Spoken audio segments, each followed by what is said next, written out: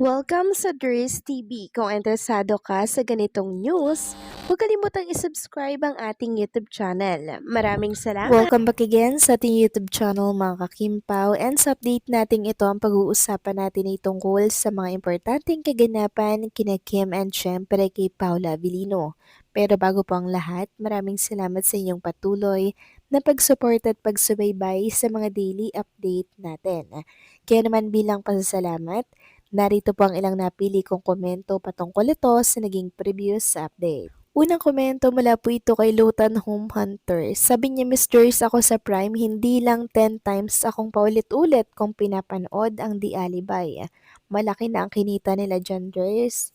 Sana na nga matuloy na ang kasala na yan ni Paulo, hindi yung puro haka-haka lang. Kim Pao forever. God bless you both. Tama kayo dyan, Lutan Home Hunter.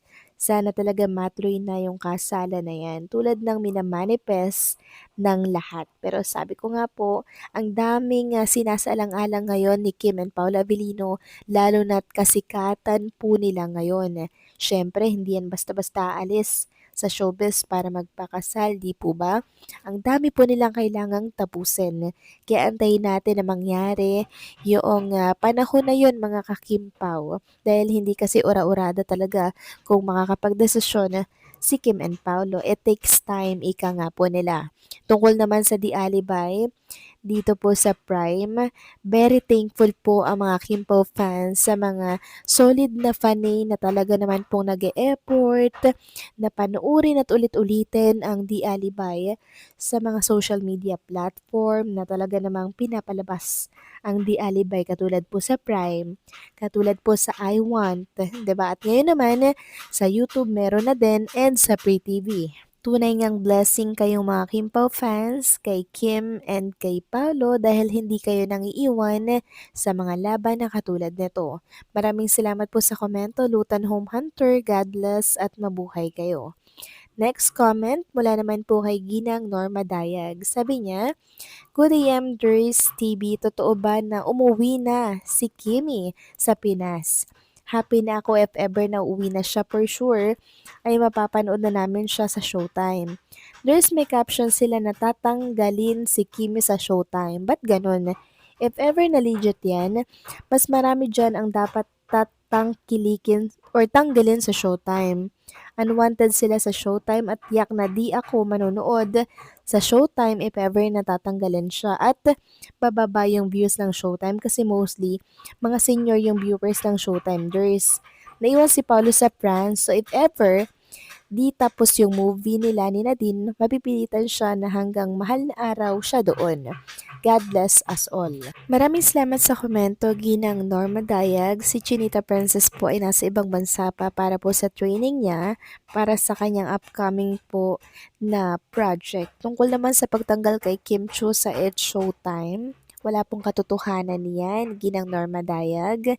Dahil ang napapabalita mo ngayon ay yung walang katotohanan pa din ngayon na aalisin daw po ang It's Showtime sa GMA Network. Pero hindi pa po yun confirm at wala po ako naririnig na si Kim Chu po ang tatanggalin sa It's Showtime dahil si Kim ay isa po sa talaga namang nagdadala sa naturang programa. So fake news yun, Ginang Norma Dayag, at wag po tayong maniwala doon, okay? Kasi may stress lang po tayo sa mga walang kwentang balita at hindi naman totoo. Kaya maging positibo na lang po tayo since very positive naman ang mga nangyayari kay Kim and kay Paolo. Huwag tayo magpaka-stress. Sayang po ang ating stress sa walang kwentang bagay, okay?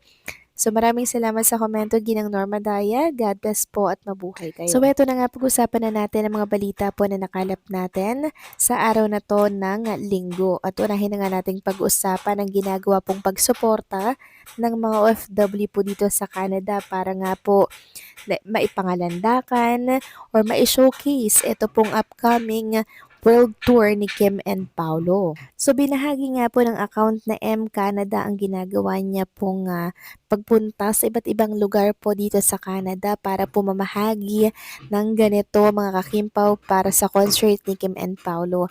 Sabi niya, konting tulong lang po to, promote the Love Kim Pao concert.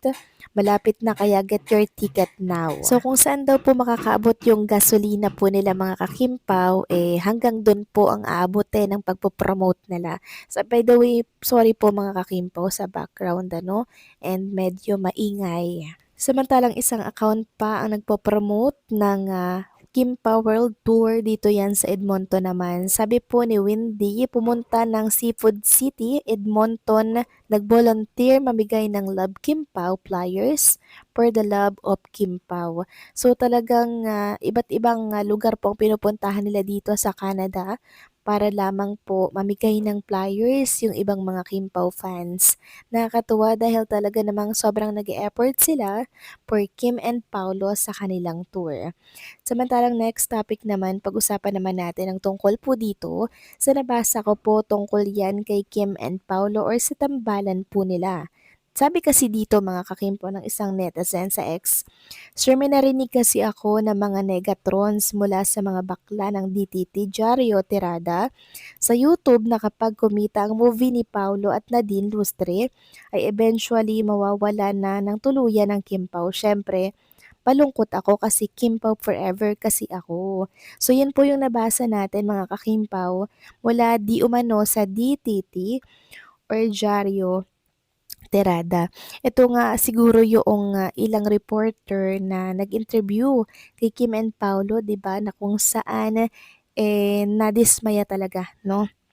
Sa naging sagutan ni Kim and Paulo. So, wag na po tayong umasa mga kakimpaw sa ganitong balita kasi panay negativity ang ilalabas nila dahil nga po dismayado sila kay Kim and Paulo. So, ano nga asahan natin dyan mga kakimpaw, 'di ba? Hindi na daw nila ipagtatanggol si Chinita Princess sa mga bashers.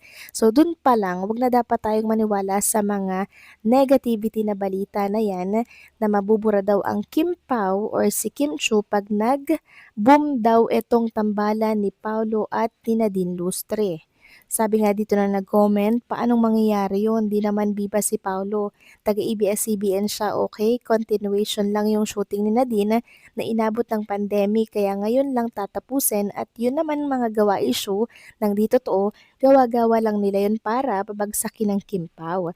Di naman ganon kasikat si Nadine. So yes mga kakimpaw, wag po tayong maniniwala dito na pag nag-boom, ganto ganyan na mangyayari sa tambalang Kimpaw. Hindi po yun totoo. Nakasalalay kay Paula Avellino mga kakimpaw ang mga magiging project ni Nadine Lustre. Sabi niya nga 'di ba, si Kim lang ang pipiliin niya na makatrabaho mga kakimpaw kung mabibigyan pa ng pagkakataon. So dito pa lang sa naglabas ng balitang to dito po sa YouTube na DTT daw di umano, huwag po tayong magpapadala dyan, okay? Meron pa ring Kimpaw at katunayan yan, bibigyan pa rin sila ng project pagkatapos po ng taping ni Paulo sa France. Kaya be positive lang at huwag maniwala sa mga negativity, okay? So, paano mga kakimpaw, hanggang dito na lamang pong update natin at maraming salamat sa patuloy po na pagsuporta.